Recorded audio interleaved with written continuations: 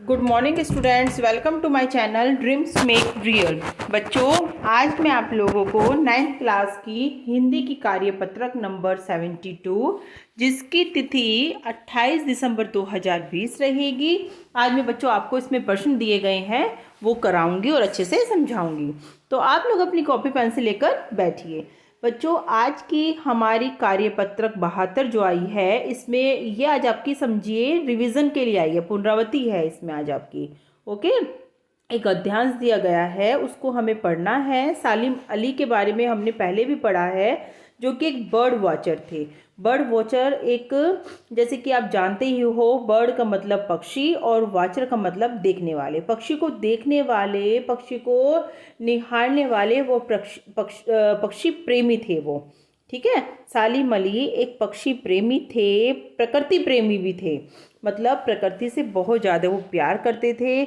जब भी वो अपने खाली समय में, एकांत समय में अकेले होते थे, खाली होते थे, तो वो प्रकृति को निहारा करते थे, प्रकृति की सुंदरता को निहारा करते थे और उसमें पूरी तरह से खो जाते थे। और इतना ही नहीं बच्चों, प्रकृति के प्रति लोगों का जो दृष्टिकोण था उसको भी उन्होंने बदला, लोगों के दृष्टिकोण को। और लोगों के सामने प्रकृति का रहस्य उन्होंने खोला और प्रकृति की सुंदरता से लोगों को मंत्रमुग्ध उन्होंने कराया। उन जैसा बर्ड वॉचर शायद ही कोई ऐसा हुआ हो, लेकिन एकांत के क्षणों में सालिम अली बिना दूरबीन के भी देखे गए हैं। ओके,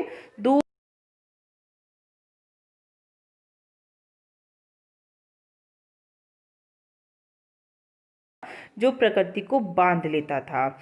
मतलब क्या बताया गया है कि उनकी नज़रें जहाँ तक जाती थी और जहाँ तक वो प्रकृति को देख सकते थे, प्रकृति की सुंदरता को देख सकते थे, उनकी नज़रें उसको कैप्चर कर लेती थी। मतलब वो अपनी नज़रों में प्रकृति की सुंदरता को उतार लेते थे। सालिम अली उन लोगों में से थे जो प्रकृति के प्रभाव में आने के बजाय प्रकृति को भी अपने प्रभाव में लाने के कायल होते थे। मतलब प्रकृति से तो प्रभावित थे ही, लेकिन वो प्रकृति को भी प्रभावित करते थे। उनके लिए प्रकृति में हर तरह की हंसती खेलती रहस्य भरी दुनिया पसरी थी। मतलब प्रकृति के अंदर वो बहुत तरह के रहस्य थे। ऐसा मानते थे कि प्रकृति में रहस्य छुपे हुए हैं और उन रहस्यों को ही लोगों के सामने खोलना चाहते थे। यह दुनिया उन्होंने बड़ी मेहनत से अपने लिए गढ़ी थी।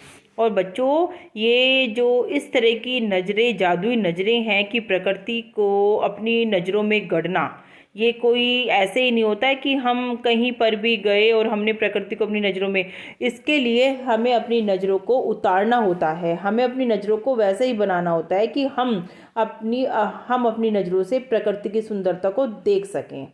ठीक है, सपोज़ कीजिए कि आप किसी हिल स्टेशन पर गए हैं और आपको तो वहाँ पर कोई, मतलब हिल स्टेशन पर वहाँ की प्रकृति को देखकर, ग्रीनरी को देखकर कोई ज़्यादा अच्छा नहीं लगा। लेकिन जो प्रकृति प्रेमी होते हैं उनसे पूछिए कि वो लोग इतनी दूर जाते हैं, क्यों जाते हैं? सिर्फ प्रकृति को निहारने के लिए और उसमें खो जाने के लिए। तो बच्चों, इस तरह से सालिम अली का प्रेम दिखाया गया है पक्षियों के लिए और प्रकृति के लिए इस गद्यांश में। और कुछ बहुत ही आसान से प्रश्न हमें,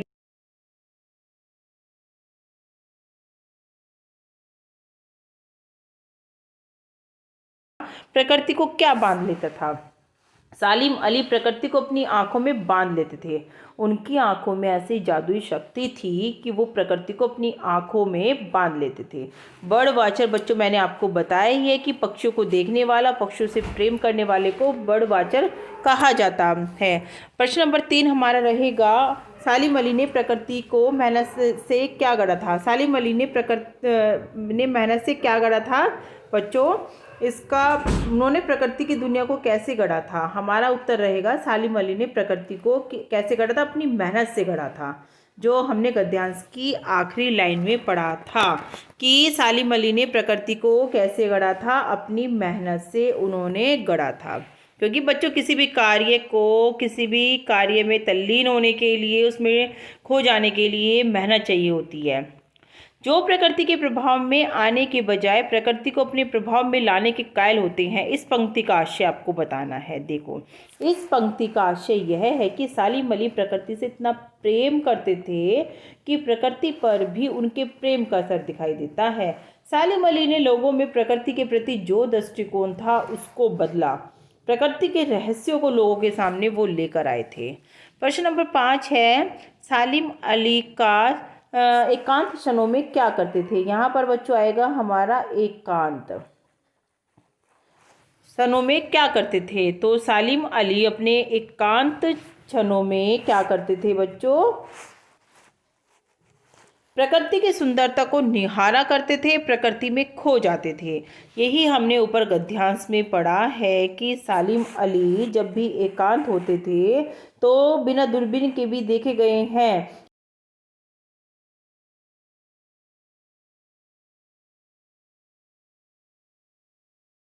प्रश्न के उत्तर दे दिए हैं। बेहद आसान आज आपकी वर्कशीट आई थी। सालिम अली को बताया गया है कि वो किस तरह से बर्ड वॉचर थे, प्रकृति प्रेमी थे। बच्चों, वीडियो अच्छी लग रही है तो वीडियो को लाइक और चैनल को सब्सक्राइब जरूर करना। Thank you.